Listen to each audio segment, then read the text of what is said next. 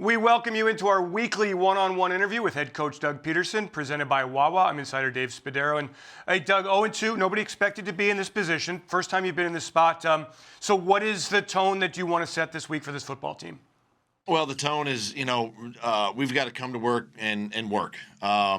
We dug ourselves into this hole, and we're gonna obviously, pull ourselves out of this hole. And the only way I know how to do that is to come to work this week and prepare. We got another great opportunity against the Bengals, on Sunday. Looking forward to that opportunity and challenge. And look, it's going to take everybody, as we know, and we got to fix some things, but the guys are up for the task. In the past, there have been times when you've kind of reconstructed pieces of the offense. Do you feel like you need to do that for this week or for moving forward? We're only 2 weeks in, and really I think we're kind of figuring out kind of who we are as an offense and a defense, and really as a team. And we did take some subtle steps forward this past week, and things we can build on moving forward. So I don't think there's going to be a ton of wholesale changes with players or scheme or philosophy. It's just a matter of us understanding where we are and working hard to get us out of it. What do you envision the identity of this offense to be? In the picture that you laid out before the season with all the personnel, what did you think this offense would be and now could be? Well, I think, even my philosophy really hasn't changed, with what we had discussed earlier. I mean, we still want to, be able to run the football, and then the play action pass game, comes off of that. One of Carson's strengths obviously is his ability outside the pocket, with the quarterback boots and nakeds to throw the ball down the field, and then we mix in the screen game, which we had some opportunities in the game this past weekend, to make some yards in the screen game. But that right there, when you're talking about first and second down, that's what our identity is and what it should be, and we've got to. I have to. Continue to remind our players that that's who we are. Doug, you just had a press conference on Monday. You answered about 25 straight questions about Carson. Everybody wondering about number 11. You've been there. You played the position. You're a quarterback whisperer. What is he going through, and how does he get back on track? Look, it's difficult and it's hard. It's hard to play the position. It's hard to play any position at the National Football League level, and especially quarterback. And Carson's a prideful guy, and he's going to put a lot of pressure on himself to perform.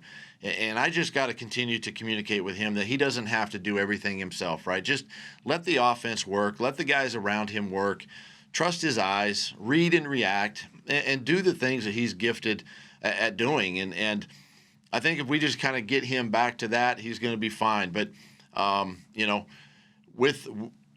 with the bad, obviously comes some outside pressure, and he's got to just kind of spit that out and focus on the team, focus on his job, and it's probably easier said than done. Obviously, I've experienced it firsthand as a player, so I know what it's all about. Yeah, so what is it all about? How did you get through it? How do quarterbacks get through it? Do you have sleepless nights? Do you come in earlier? Do you try not to put too much pressure on yourself? I don't think you have to do anything out of your normal routine. For me, it was just a matter of maybe focusing in a little bit more on the game plan. For coaches, for us, it's maybe scaling back a little bit, having less volume in a game plan, so you don't have to think as much and you just go play. And really just come to work on Wednesday prepared and ready to go and lead, stand up in front of the team and lead the team, as the quarterback does. And that's all he has to do. It's not about putting any added pressure on himself. And this game's hard enough, right? There's always going to be pressure on a quarterback to perform, and he doesn't have to do that. Doug, there are more changes for the offensive line coming with Isaac Seumalo out for a bit here. What do you see up front here for the week ahead? Well, obviously, Nate Herbig had a really good game this past week. Kelsey played well. It was great to see Lane Johnson back out there, and then, of course, JP settling in at the left tackle spot. And now with Isaac going to miss some time, Matt Pryor filled in, did okay. Sua Opeta is a player that's been our practice squad. We've elevated him, has a chance. Again, we've got some opportunities, some young guys, Jamon Brown, who we just picked up. We got to get him caught up to speed pretty quick here and see where he's at and see what he can do and if we can plug him in and help. So there are some options there. And we're gonna work to find the best one. Doug, tell me what you're seeing from the defense, particularly in the red zone. So good with Jim Schwartz as the defensive coordinator. This year in 2 games, it's been a struggle.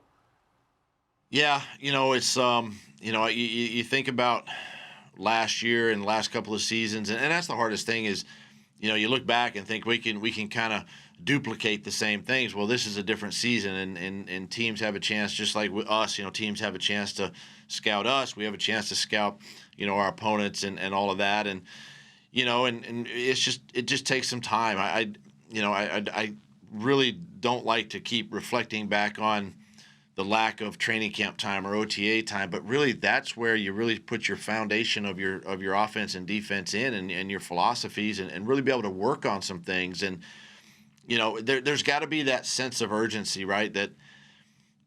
That we all have to get this thing done, and we got to do it in a quickly, a timely manner, because we're into the regular season. We're 2 weeks in and going on week 3. So that sense of urgency has to really apply in all aspects of our game. Cincinnati comes to town on Sunday. Number 1 pick Joe Burrow. I wonder how much you looked at him before the draft. I mean, you knew you weren't going to get a shot at him, but did you scout him a lot? I didn't scout him a ton because I knew obviously we weren't in that position, but you just love the way he plays and approaches the game. He's a lot like our guy from the standpoint of he's smart, he's a thinker, good athleticism, can escape, can extend the plays with his legs. Tough kid, can stand in there and take a shot. Obviously a proven winner. What he did at LSU last year and winning a national championship and all the sort of the accolades that come with that. And he's really started his season or his career really well. So I'm a fan of his, obviously. But come Sunday, he's on the other side, so we need to get after him. Doug, your track record suggests that this will turn around. We got a long season ahead of us, but you know how Eagles fans are. They want to win every week, obviously.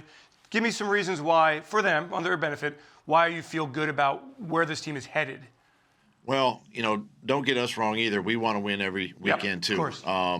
And that goes without saying. But again, our guys, as I said earlier, our guys are mad. They're determined. They're eager to get back out on the practice field and really fix what's been wrong. And that's yeah. Sometimes people don't want to hear that. They want to hear like, oh, you're gonna put in all these new plays or change your offense.